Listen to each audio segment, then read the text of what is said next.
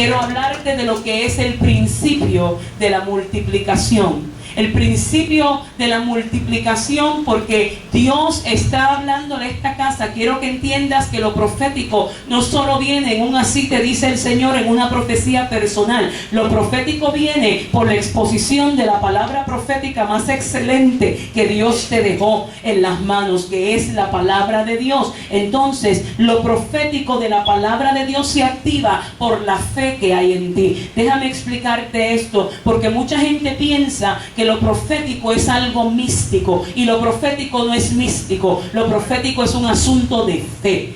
Es un asunto de fe. Lo profético se activa por fe. Romanos capítulo 12, el verso 3 y el verso 6. Pablo establece con gran claridad que lo profético viene de acuerdo a una medida de fe, a una porción de fe que todos y cada uno de nosotros tiene. No dice Pablo que la fe es en small, en medium y en large. No dice Pablo que es la fe de tu pastor y tu pastora y tus líderes. Dice que es de acuerdo a la medida de fe que tú tienes. Por lo tanto, la fe que tú tienes contigo es lo que necesitas para que se active lo profético de Dios en tu vida. ¿Puedes recibir eso?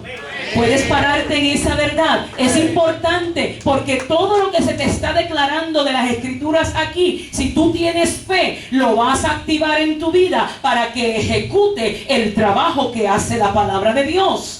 Amén. Cuando hablamos de un principio de multiplicación, primero que nada te tengo que explicar lo que es un principio, porque cuando algo es un principio, cuando la palabra se enseña en principios, se establece que lo que Dios dice no cambia. Dios no se dobla, Dios no se acomoda. Dios establece principios, porque lo que es real en el cielo será real en la tierra si tú caminas de acuerdo al principio. Por lo tanto, un principio es una verdad que no se ajusta a lo relativo de tu opinión.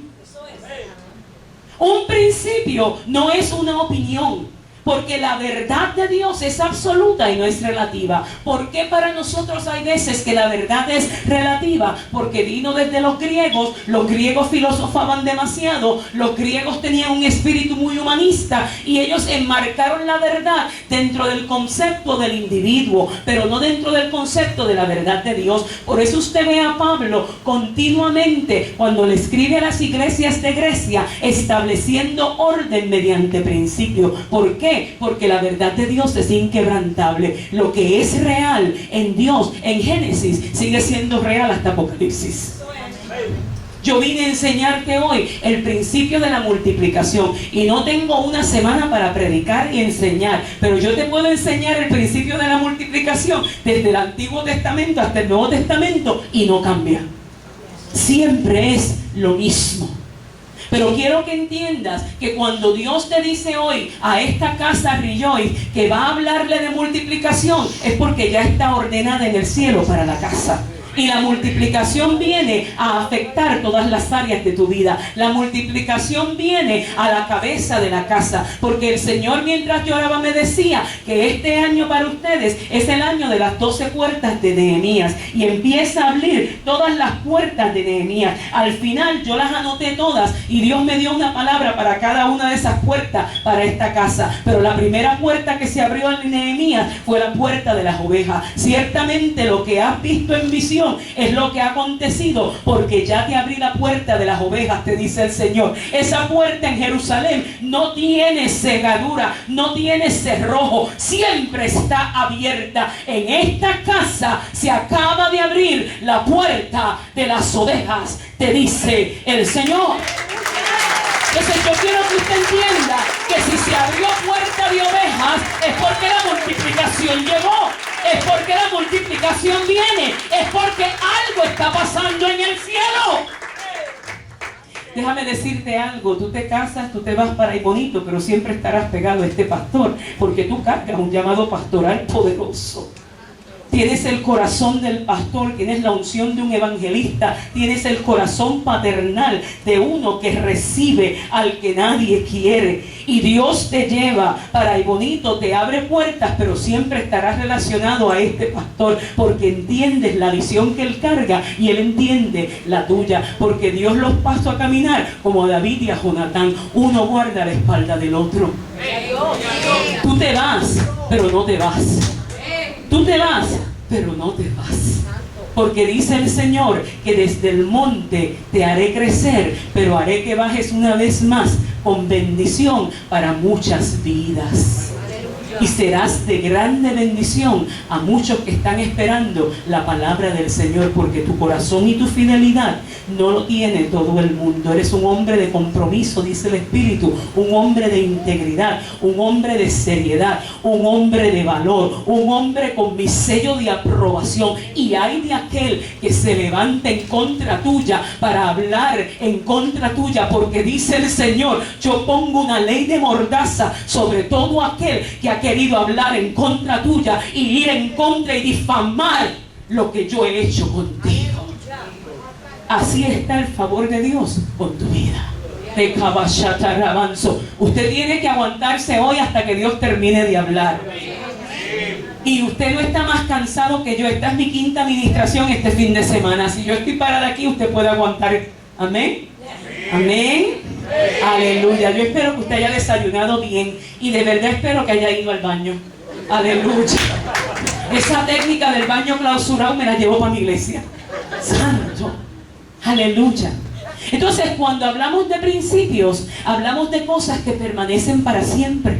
Mire, hay un principio bíblico que es el principio de la unicidad. Fíjese que no dije unidad, dije unicidad. Porque no es la misma cosa estar unidos que ser uno. Yo estoy ahora mismo unida a Él y hasta la mano le puse en el hombro con mucho respeto. Pero no soy una con Él.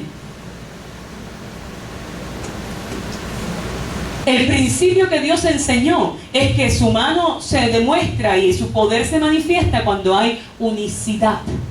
Hay unicidad. ¿Qué significa eso? Que yo tengo pacto con Él y la visión de Él es la visión mía y la mía es la visión de Él. Y yo le cuido la espalda y lo miro de frente. Eso es unicidad. Por eso cuando estuvieron unánimes juntos, experimentaron unicidad. ¿Por qué? Porque experimentaron, pastor, algo más que un nivel de acuerdo, experimentaron pacto. Déjame explicarte eso visualmente, porque yo soy muy visualmente conmigo. Yo no muerdo, te lo prometo. Te lo prometo, dame la mano. Yo ahora mismo tengo la mano de Él cogida, suavecita que la tiene. Esta mañana se puso cremita.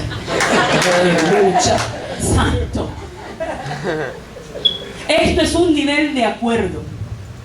Y esto me hace tener alguna relación con Él, porque pues le tengo la mano tomada. Ahora bien, si esto fuera representativo en nuestras iglesias, de nuestra relación, y esta es la relación que tú tienes con la visión de la iglesia, yo te quiero decir que esto tú lo tienes que llevar a otro nivel. Porque ¿sabes qué? Si yo hago esto, no, quédate ahí parado y hazme fuerza. Si yo hago esto, yo sigo con la mano de Él agarrada, pero estoy lejos. Y puse tensión al acuerdo, porque aquí hay tensión. Él me está haciendo fuerza y yo le estoy haciendo fuerza. Y si viene un imprudente, y por ser más imprudente que nadie, nos separa ahí en el medio y nos pone una tensión adicional, ¿sabes qué? Nos separa y se acabó tu acuerdo con la iglesia. Eso es un nivel de acuerdo. Pero Dios requiere en la casa un nivel de pacto. Lo que ocurrió en Hechos capítulo 2 es que ellos pasaron de aquí a acá. Agárrame con fuerza, nene. Que yo sé que yo te puedo jalar, pero a fuerza, algo. Haz algo.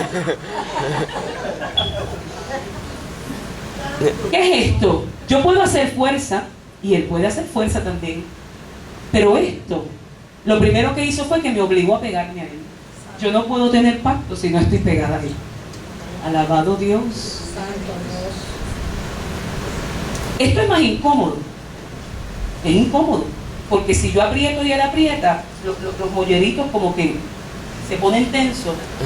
Pero esto es más difícil de romper. Yo podré jalar para acá, él podrá jalar para allá, pero si viene el imprudente, esto no es tan fácil de romper. Santo eres Dios.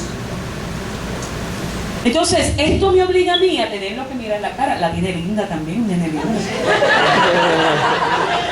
Me obliga a mirarle la cara. ¿Qué quiere decir eso? Que cuando yo tengo pacto, yo hablo las cosas de frente.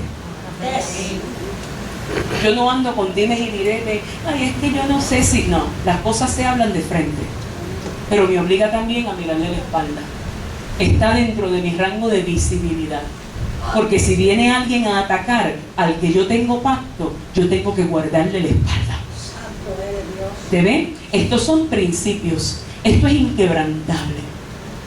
¿Qué otra cosa te puede sentar para que se te quite el estrés? Aleluya. El estrés. ¿Qué otra cosa es un principio? Mire, usted tiene que haber escuchado por la televisión o haber visto los libritos y haber visto en alguna publicación en el periódico algo que le llaman la ley de atracción. ¿Lo ha escuchado? Y viene desde esta perspectiva esotérica del New Age y todo ese tipo de cosas. Y ellos piensan que ellos descubrieron algo nuevo. Realmente eso estaba en la Biblia. El salmista dijo, un abismo llama a otro a la voz de sus cascadas. ¿Tú no quieres que se te pegue gente negativa? Cambia. Hello. Se le fue por arriba.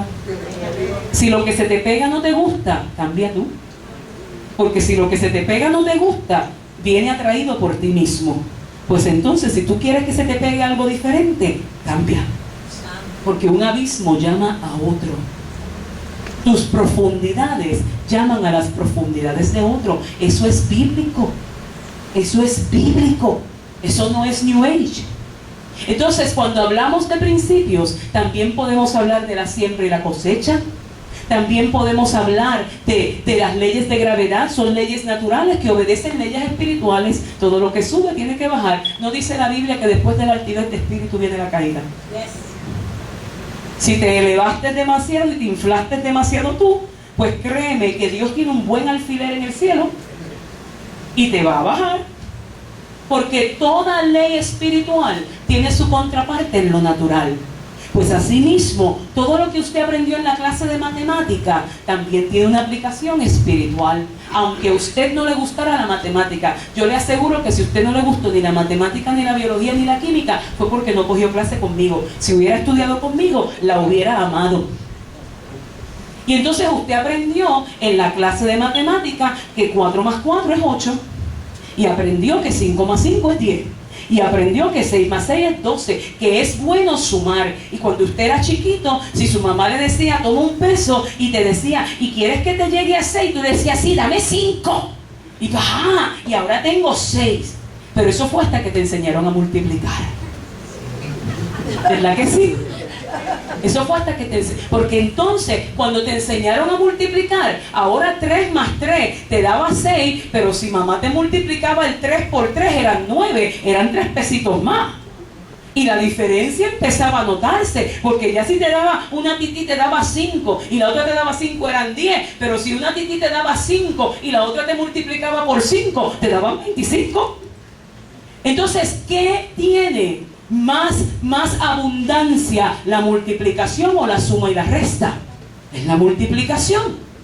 Entonces llega un momento en tu vida en que tú tienes que empezar a cambiar tu dinámica de fe con Dios para salir de la suma y la resta y entrar a un tiempo de multiplicación. Hay tiempos en que tú estás orando y lo único que oras es, súmame esto, añádeme esto, ponme gozo, ponme paz. Te llegó el tiempo en que vas a tener que cambiar la oración porque tu nivel de fe tiene que cambiar y ahora vas a empezar a multiplicar bendición, a multiplicar paz, a multiplicar todo lo que Dios te quiere dar en tu vida. La iglesia tiene que cambiar la oración. Señor, no añada, multiplica, multiplica, multiplica, multiplica.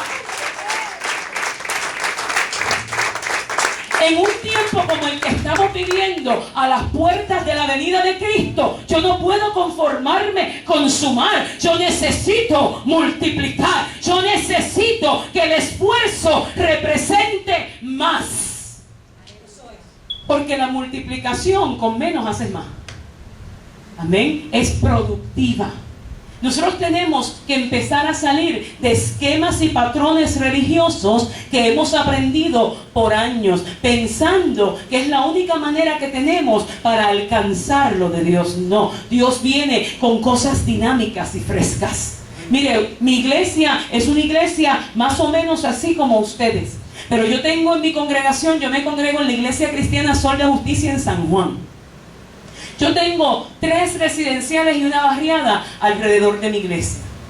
A mí el culto de evangelismo en esa barriada no me funcionaba. Le voy a explicar por qué. Es una barriada bastante caliente. Yo estoy entre el Manantial, Alejandrino, la Rosaleda y la barriada Yambele. Sacar a la gente a la calle era bien difícil, porque de por sí lo que yo pensaba al principio que eran petardos en mi ignorancia no eran petardos, eran petardos. Entonces me costaba sacar a la gente de la iglesia, y yo tengo que entender las razones. Eran razones válidas. Pues usted sabe lo que yo hice. Yo hice que 2 enfermeras que hay en mi iglesia me hicieran una feria de salud. Un sábado de mediodía abajo hicimos una feria de salud, pastor, y en esa feria de salud censamos la comunidad completa, y yo me aprendí el perfil de mi comunidad completa. Yo sabía cuántos eran niños, cuántos eran adolescentes, cuántos eran madres solteras, madres embarazadas. Me enteré en una feria de salud, y cuando tuve el perfil yo dije, pues entonces, ¿cómo voy a trabajar con esto? Quiero alcanzar las madres solteras y las madres embarazadas. Pues fui a la administración del residencial público y establecí un programa de talleres todos los miércoles de 10 a 1 de la tarde. Conseguí apoyo de fundaciones públicas, les proveo un almuerzo a leer, y entonces estoy allí enseñándoles algo práctico y a la misma vez les estoy impartiendo la palabra de Dios. Entonces, ¿sabes lo que hice? Después que hice eso, yo dije, ok, ¿y ahora cómo las consolido? Ya sé, voy a hacer un retiro y me las voy a llevar a todas. Le puse al retiro Vacaciones con Dios. No le puse nombre así no, vacaciones. ¿Quieres unas vacaciones con Dios? ¿Te interesaría? Y me las llevé para un monte en Ciales, que no había señal eléctrica. Allí solamente Dios cuando bajaba con una nube. No había señal de tele, no había manera. Solamente Dios que bajara en una nube con chofar. Más nada. Y entonces ese fin de semana le pedí al Señor, necesito que en 3 días me hagas un milagro de resurrección, de muerte con resurrección. ¿Y sabes qué? Empecé hace 6 meses, y en 6 meses tengo en la iglesia 57 miembros nuevos. ¿Entiendes? Porque empecé a creerle a Dios por multiplicación, y no solamente por suma, no solamente por adición. Los lunes reúno en ese residencial a la iglesia del niño. Que te lleguen de 6 a 7:30 de la noche 300 niños no está fácil, todos con un olor a vinagre. Que hay que alabar a Dios. Y me aseguré de que puse a la gente de la iglesia con el corazón y el llamado. Los capacité, los entrené, los adiestré, les trabajé con la visión y los puse a trabajar en la iglesia del niño. Yo quiero que tú sepas que la iglesia del niño no se trata de ir a jugar con ellos. Allí manejamos liberación, allí manejamos muchas cosas. Y entonces, ahora en finales de principios de enero, tenemos nuestro primer retiro de niños, que lo voy a hacer en la misma iglesia. Sabrá Dios cómo pasaremos esa noche. Solo Dios lo sabe, pero yo le creo a Dios.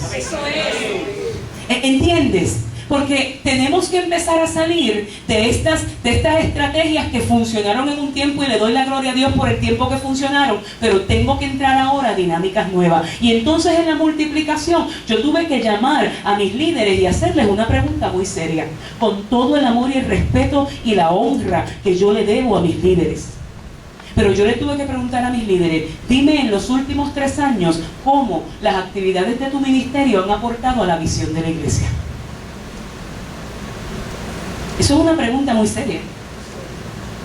Es una pregunta muy seria, porque usualmente hacemos iglesia llenando el calendario de actividades. Seguimos una tendencia activista. Pero realmente, cuando tú vas a poner esa actividad en el calendario de la iglesia, ¿te has ido a la presencia de Dios a pelarte las rodillas un rato a ver si esa actividad se ajusta al corazón de Dios para la visión de la casa? Mira, y te tengo que decir que tristemente, Ninguno me pudo dar una respuesta positiva. 3 años haciendo congresos de mujeres, arrastrando 300, 400 mujeres. Actividades hermosas, sí, de la gloria de Dios, pero actividades para atender las mujeres de otras congregaciones. Pero ninguna se quedó en mi iglesia. Lo mismo me pasó con los jóvenes, lo mismo me pasó con los matrimonios. Yo dije, ¿y la visión de la casa? ¿Qué? Entonces tuve que empezar a reestructurar la casa con los líderes primero, enseñándoles lo que era el poder de una visión ajustada y alineada a la visión que Dios había dado en la casa. Y todo el mundo tuvo que rehacer su paradigma de visión ministerial para que se ajustara a la visión de la casa. Y entonces en la visión de la casa está el restaurar, el sanar, el libertar a aquellos que están cautivos y que vengan a los pies de Cristo. Pues si ya son de otras iglesias, ya vinieron a los pies de Cristo. Yo necesito ir a la comunidad que Dios me dio. Esta es mi visión, este es mi lugar, esta es mi hora. Déjame dejar de estar imitando otras visiones, otras actividades. Yo tengo que irme delante de la presencia de Dios de rodillas y decirle, Señor, multiplícame las ideas para que la visión se concrete. ¿Usted entiende eso? Mire, pastor, llevo 3 meses de talleres con mis líderes. No de reuniones de programación, porque un día yo les dije, ¿usted sabe qué? Hasta los demonios programan y les quedan bonitos. Eso no es nada difícil. Poner fecha en un calendario, eso no es difícil. Ahora, lo que requiere compromiso y llamado es apartarte a buscar el corazón de Dios. Y empecé a pedirle a los ministerios, este domingo ustedes aquí a las 6 de la mañana, en ayuno o orar. Y hasta que Dios no hable, de aquí no se va nadie. Se quedaron calladitos, pastor, ya no les caí bien. ¿Por qué? Porque la iglesia tiene que retomar la visión de los principios de Dios para que las cosas sucedan.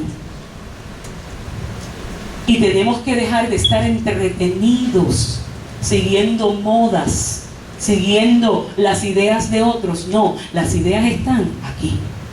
La unción está aquí. Los líderes están aquí. Los ministerios están aquí. Y si usted se va a multiplicar, tiene que ser para los hijos que Dios asignó aquí. Esta iglesia, Dios dice, no se va a llenar de hijos de otras casas. Son de hijos que vienen a los pies de Cristo porque están asignados a tu ministerio pastoral. Porque cuando yo te llamé te dije que tú cargabas un pueblo en tus hombros. Y yo tengo hijos asignados a tu paternidad.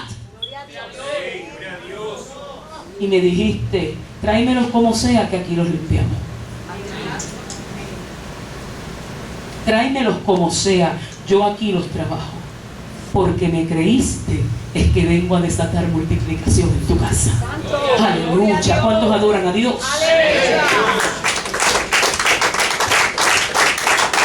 Entonces, habiéndote establecido lo que son principios, vamos a entrar a esta escritura desde esta perspectiva de principios. Porque fíjese usted qué es lo que está pasando aquí. Es el 2.º año de la vida de Jesús. Estamos en el 2.º año de ministerio. Jesús anda con 12 hombres. Con 12 hombres del barrio. Con 12 hombres del residencial. Porque quiero decirte que ninguno de los 12 era de Harvard, ni de Princeton, ni de Yale. No. Estos 12 hombres practicaban el oficio de sus padres. En la costumbre hebrea, el que tenía el oficio de sus padres fue porque su padre no pudo costear una escuela rabínica. No pudo costear una universidad elite. Entonces estos hombres, Dios los fue a apuntar, pero los apuntó en la universidad del cielo. Fueron 12 hombres que Dios escogió para en el camino, en la marcha, darles el mejor seminario bíblico, evangelístico que pudo haber recibido un grupo de personas en la historia de la humanidad. Nada más que caminar con la palabra viva hecha carne en la tierra. Nada más que caminar con el templo. Porque ellos caminaban con el templo de Dios. Aleluya. Y estos 12 hombres van a ser enviados a una de sus primeras misiones después de un año y algo de enseñanza. Dice la Escritura, lo leímos en Lucas capítulo 9, que Jesús los envió con poder y autoridad. Porque cuando Jesús te llamó a ser parte de su cuerpo, Jesús te trajo a enseñarte, pero Jesús también te delegó poder y autoridad. Y poder y autoridad no para cualquier cosa. Jesús te delegó poder y autoridad para echar fuera demonios y para sanar enfermos. Déjeme decirle algo, todo el mundo en el cuerpo de Cristo debe ser capaz de reprender un demonio. Todo el mundo en el cuerpo de Cristo debe tener y saber que tiene autoridad para reprender la enfermedad y para establecer el orden de la salud divina en el cuerpo de una persona.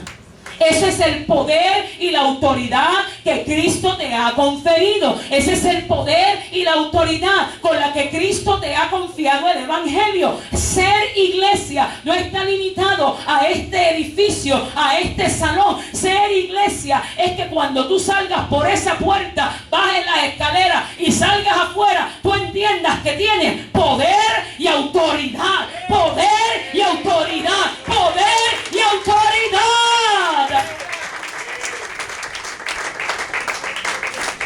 Jesús los envió, Él no fue con ellos. Él los envió. El trabajo que se hace fuera de la iglesia lo hacen las ovejas. Lo hacen ustedes. Como la hermana, guapísima hermana que se paró ahí al frente, si ella supiera que yo le envidio ese pelo blanco. Aleluya. Cuando sea grande quiero ser como tú. Y estás vestida de blanco, que es mi color favorito. Eso es una cosa extraordinaria, bellísima. Pero ella ejerció poder y autoridad.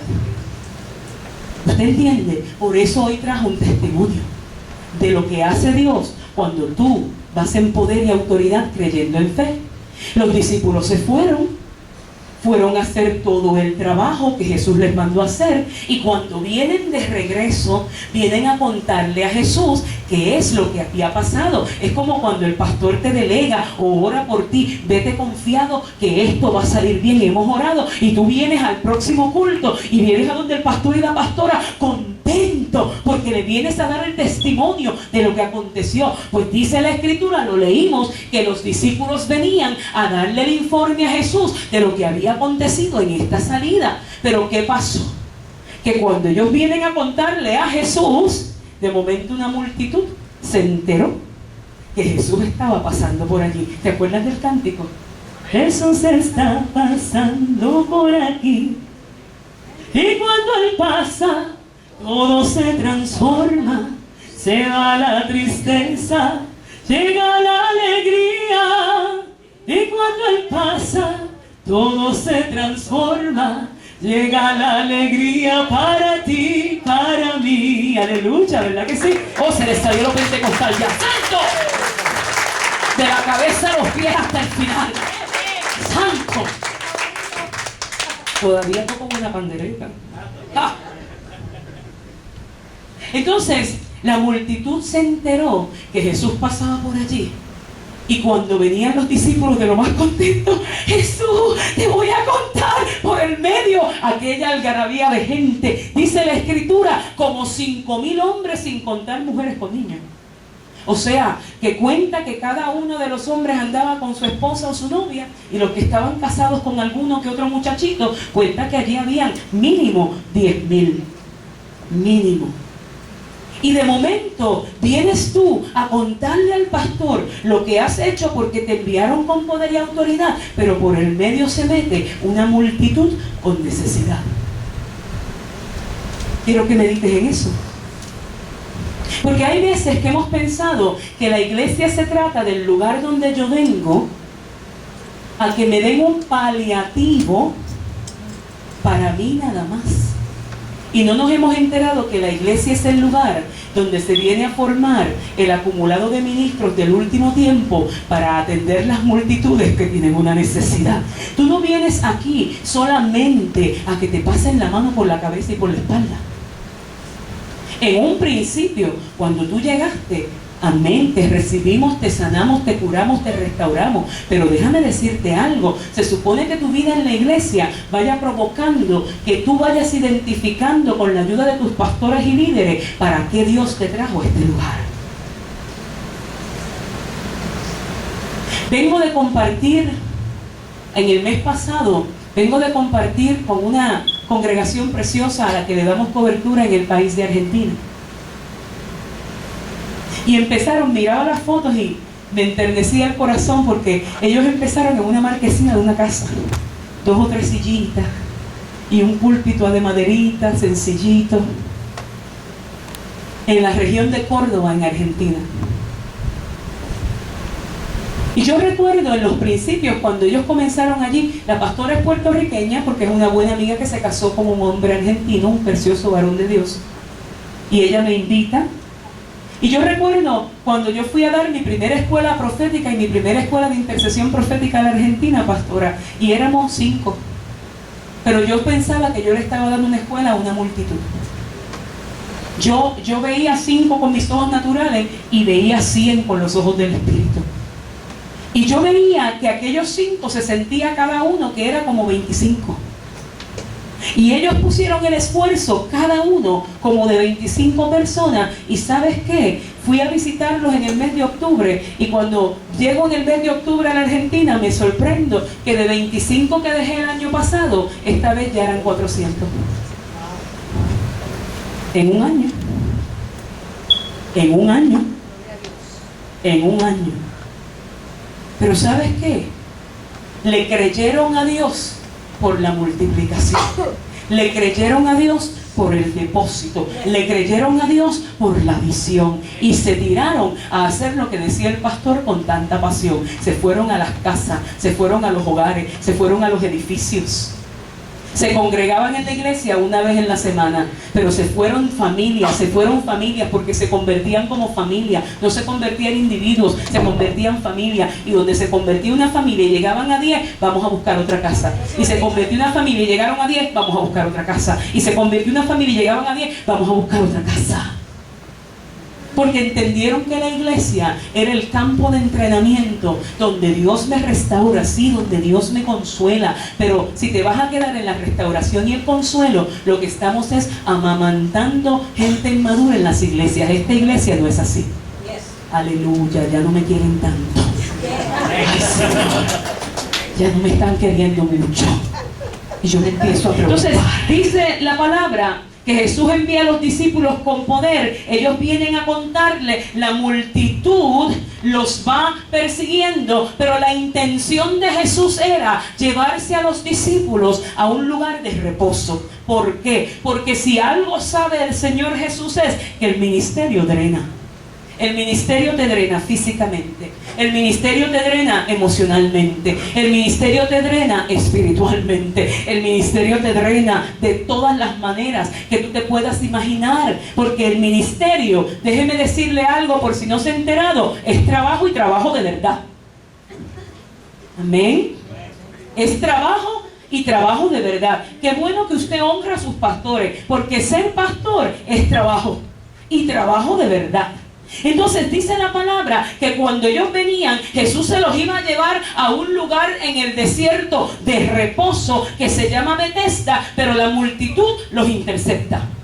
Déjame decirte algo, siempre que tú vas a trabajar en el ministerio, Jesús sabe que tú vas a necesitar en un momento dado un reposo. A ti no te puede estar curioso que después de un trabajo ministerial drenante y extenso, Dios dé reposo. De hecho, a ti no te debe ser malo, ni te debe ser incómodo que tus pastores de cuando en vez tomen su espacio para el reposo.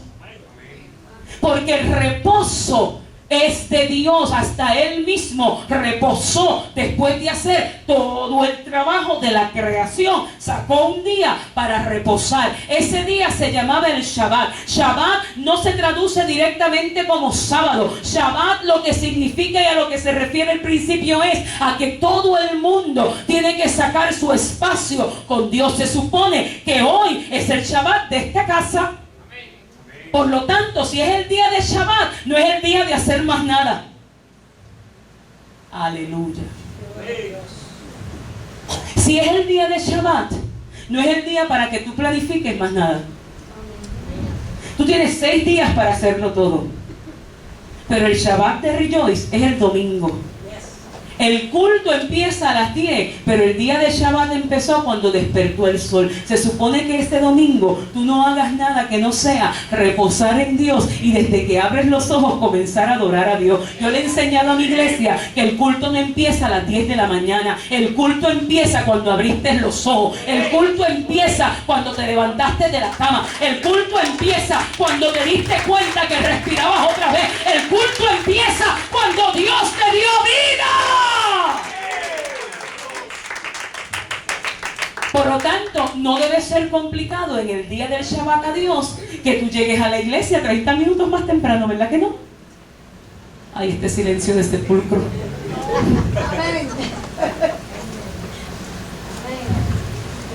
No debe ser problema.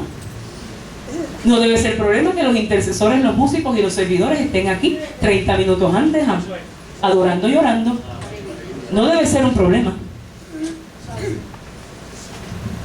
Mire, hubo un año, en mi congregación hay culto martes, viernes y domingo.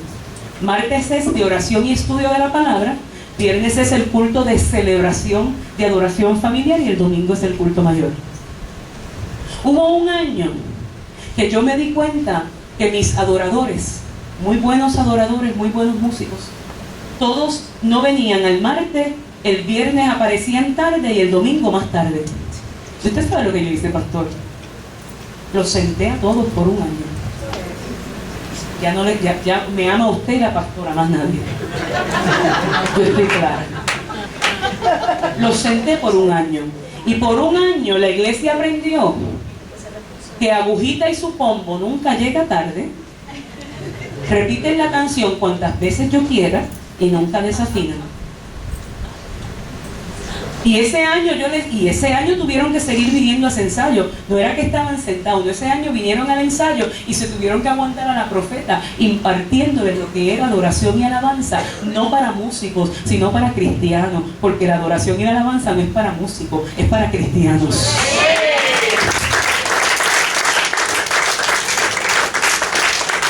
Enseñándoles que no tenía nada que ver con qué bonito cantaban ni qué bonito tocaban. Porque les enseñé que si tu don te pone en un lugar donde tu carácter no te sostiene, te vas a escopotar.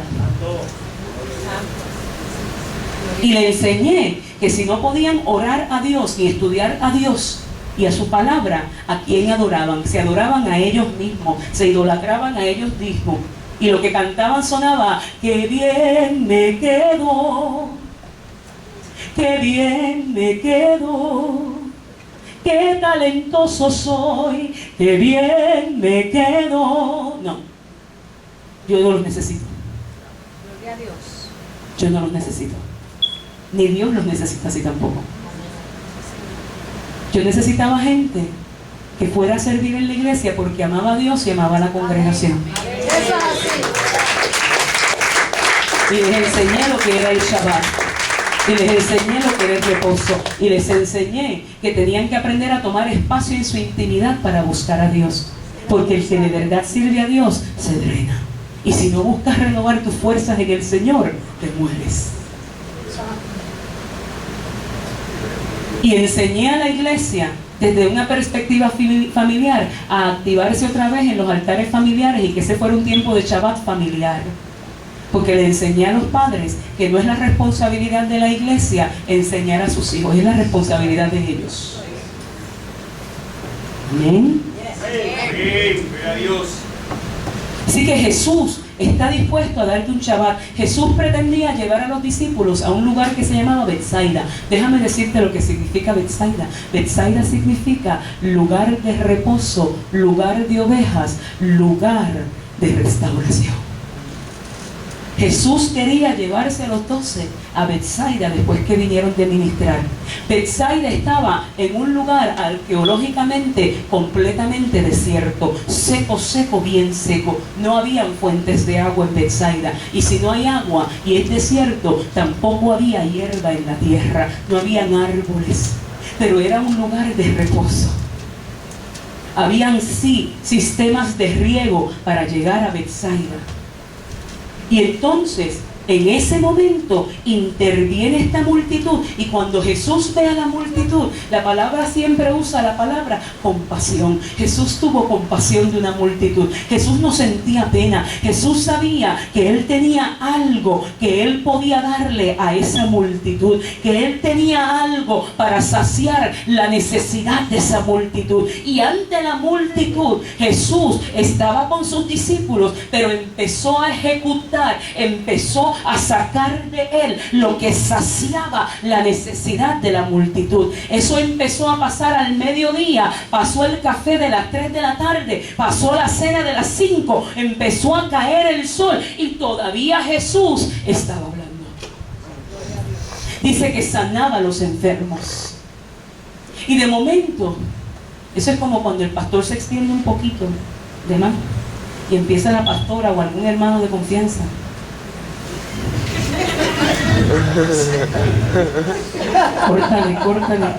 Córtale que hay hambre. Hay hambre. Se me quema el arroz que lo dejé puesto. El pavo, si el jueves era el pavo. De momento empieza a caer la noche. Esta gente no ha comido, pero no se ha movido, porque tenían una necesidad que estaba siendo saciada. Y de momento dice la Escritura que un discípulo vino y se le acercó a Jesús. Yo me lo imagino, prende el DVD. Yo me lo imagino. Eso, hay hambre. McDonald's lo van a cerrar, mándalo para que llegue a tiempo. En Wendy se están acabando los hamburgues y las papas.